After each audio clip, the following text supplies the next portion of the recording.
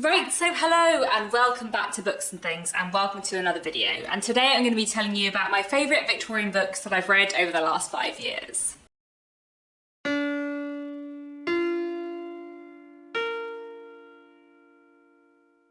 So first of all, happy Victober. Today is the 1st of October, or the 1st of Victober as it is on BookTube. I'm wearing my Victober top, though you can't see that for most of the video. And today is the 1st of October, which means it is the start of a month full of lots of reading of Victorian literature and lots of videos about Victorian literature, and I'm just very, very excited. I do try every year to put up a video on like the first day of October, just to like get us all into the Victober spirit. So I thought today I would talk about some of my favourite Victorian books that I've read over the last 5 years. So this is a tag video that was making its way around BookTube last Victober, and it started with Marissa from Blatantly Bookish making a video about her 5 favourite Victorian books that she'd read in the past 5 years, and then Tilly from Tilly's Shelf and Roz from Scally Dandling About the Books made a video together talking about their favourite 5 Victorian books from the last 5 years, and then a few other people made similar videos, and I just really enjoyed watching those videos from last year, so I thought I would do this tag this year. I have, however, had some trouble limiting it to 5. So I was trying to think like what would be my favourite 5 Victorian books from the last 5 years. And so in order to try and work this out, I looked back on all the books I've read since October 2018, which is good because that means I can include some great books that I've read in Victober 2018.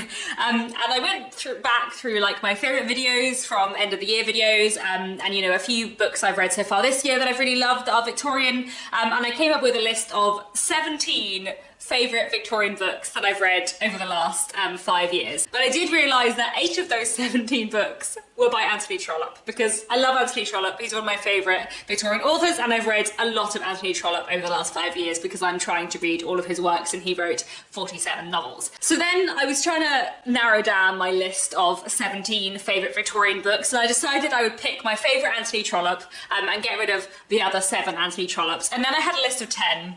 And then I couldn't narrow it down any further, so I thought I would just tell you about my favourite 10 Victorian books of the last 5 years instead. I found this a really interesting exercise to do because a lot of my favourite Victorian books of all time are books that I first read when I was a teenager, or even books that I think of as like newer favourites for me, like The Old Woman by George Gissing. I read that in 2017, like I actually read that a really long time ago, but I think of it as a newer favourite because it is a newer favourite in comparison to all the Dickens I read when I was a teenager.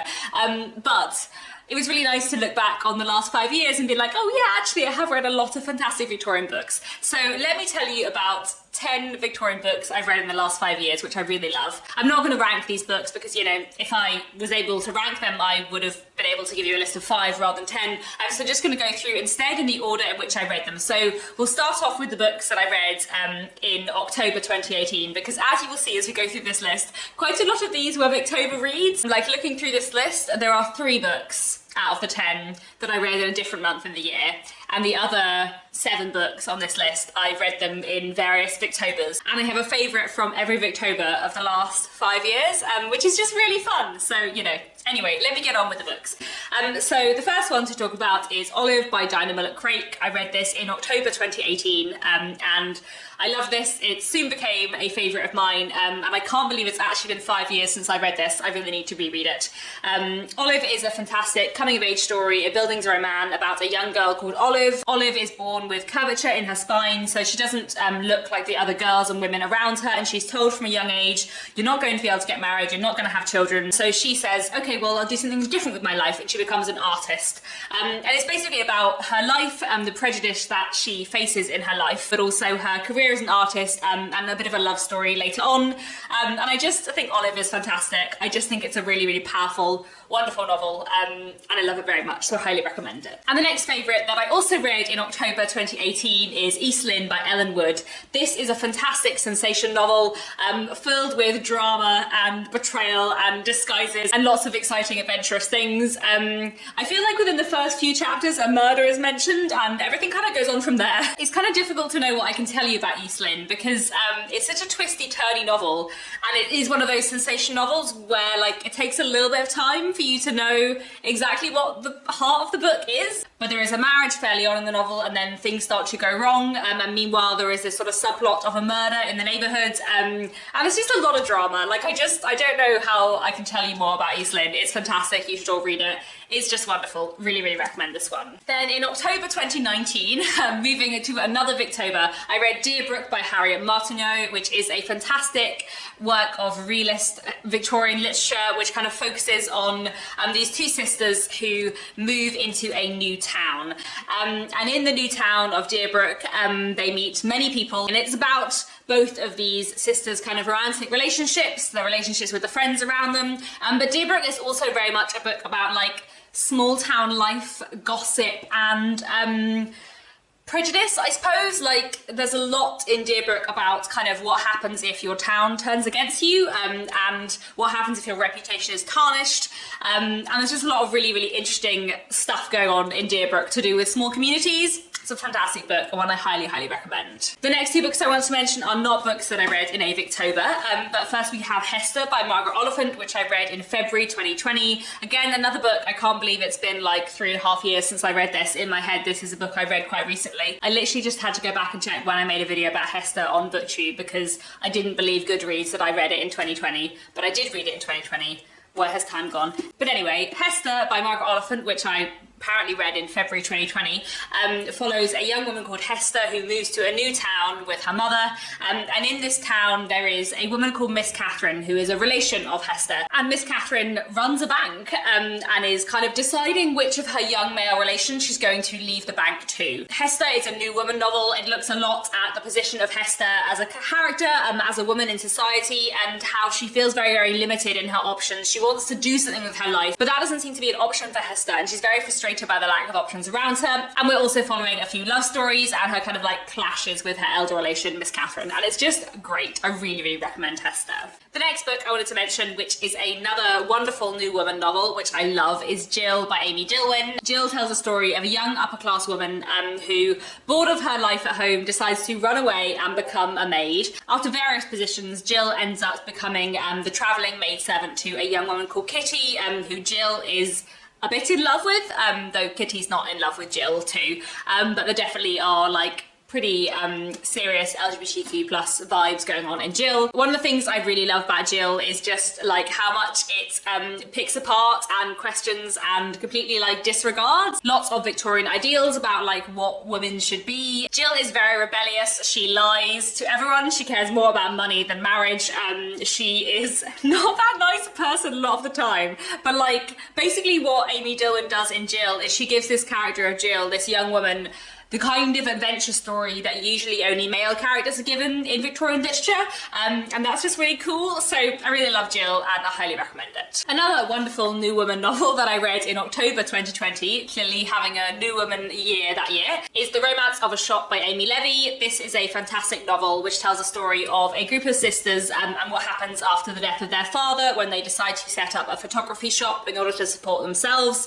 And we follow these very, very different sisters as they try and establish themselves as photographers, and you know, the people they meet, the love stories they may or may not have along the way. And this is just a really, really good book, really, really interesting if you're interested in the new woman movement, also really interesting if you're interested in photography, because it's quite interesting to read a kind of late Victorian book that looks at photography as an art form and as a profession, and also what it would mean to be a female photographer as opposed to being a male photographer and all of those kind of things. It's just really, really fascinating and really good, and very short as well, so I highly recommend this one. Moving on to another year and another Victober, my next two favourite books are both books that I read in October 2021, the first of which is The Vicar of Bullhampton by Anthony Trollope. The Vicar of Bullhampton is a wonderful, wonderful Anthony Trollope novel. As I said, there were 8 Anthony Trollope books that I had declared favourites over the last 5 years, so The Vicar of Bullhampton had a lot of stiff competition to get on this list in comparison to all the rest of the books. There are probably some other books on here that I don't love as much as, for example, The Three Clerks by Anthony Trollope, but I thought I would just keep it to one Anthony Trollope on this list, because, you know, I could fill up a whole video just with Anthony Trollope books I've read and loved over the last 5 years, but The Vicar of Bullhampton is probably my favourite Anthony Trollope book I've read over the last 5 years. I think it's a wonderful, wonderful book. So we're following, in part, The Vicar of Bullhampton, but also some people around him, including one of his wife's best friends, a young woman who is kind of dealing with two potential suitors, one of whom would be like the sensible choice and who loves her devotedly, but she just can't quite bring herself to be in love with him, and the other of whom is a less sensible choice in so many ways, but you know, she's maybe going to fall in love with him, isn't she? And then there's also a plot line focusing on a theft and a murder. So, you know, one of the more kind of dramatic Anthony Trollope books. And then there's another plot line kind of focusing on a property dispute. More in Anthony Trollope's heartland. He does love a property dispute. And the Vicar of Bullhampton as a character links these three plot lines together, I suppose, and kind of gets involved with all of them. And I just love the Vicar of Bullhampton a lot. It's a fantastic book, fantastic characters, just a really, really wonderful read. Then the next book I wanted to mention, another highlight of Victober 2021, is The House by the Churchyard by J. Sheridan Le Fanu. This is a work of historical fiction, so written in the Victorian period, set in the 18th century, and it focuses on lots of characters who all live in the same small town outside of Dublin. And at the beginning of the book, a sort of mysterious stranger shows up in the town, and everything kind of goes on from there. And it's just a really fun mix of like fun, comedic sometimes adventure with like quite like dark gothic stuff, and I just really, really love it. So I highly recommend The House by the Churchyard by J. Sheridan Le Fanu. Then the next book I wanted to mention is a highlight from Victober last year, and that is Aurora Lee by Elizabeth Barrett Browning. So this is one of those books where I feel like I have some things about it that I don't like, but overall I feel like it was such an interesting book, and it's one I've thought about a lot. So I thought I would mention it here too. So it's a very, very long poem, but really it is a novel in poem form, which is a coming-of-age story, a builder's roman about Aurora Lee, a young woman who becomes a writer. And I really love a lot about this book. I feel like it's a really, really interesting book in terms of looking at the position of women, and kind of like critiquing the limits on women at the time, and also like the things that women were judged for unfairly at the time. This book looks quite a lot at the kind of like theme of the fallen woman within Victorian literature.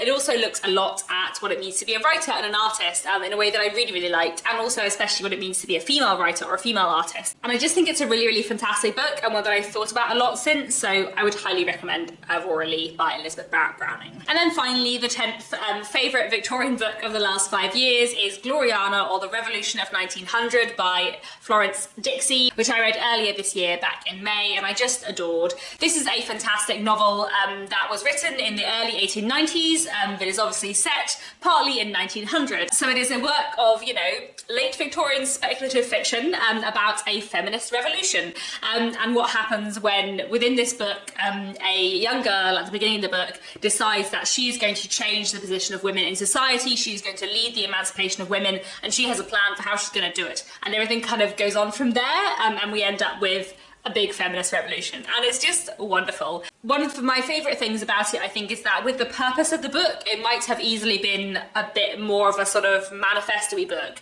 but actually it has a really good plot. Like, it's got a really good, like, sensation novel plot, but also, like, it's filled with feminist radical thought, and that's just a really cool blend. So I highly recommend Gloriana, or The Revolution of 1900, especially if you feel like reading a New Woman novel or something more, like, feminist this Victober. Then Gloriana is fantastic, and really, really interesting. And also, if you like sensation fiction, it's great fun, with all the kind of like betrayals, disguises, attempted murders, and drama that you would expect in a sensation novel. So yes, it's very, very good. So yes, those are my favourite 10 Victorian books of the last 5 years. Do let me know down in the comments, what are your favourite Victorian books of the last 5 years?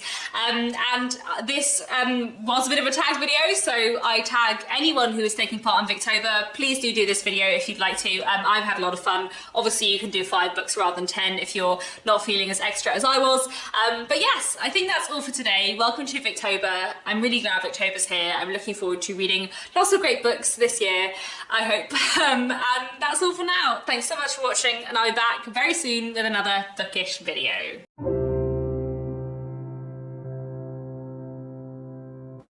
Did I really read that in February 2020? That can't be right. I did read this in 2020. Did I really? Did I really read that in 2021? Surely that was in 2022. What's happened to time?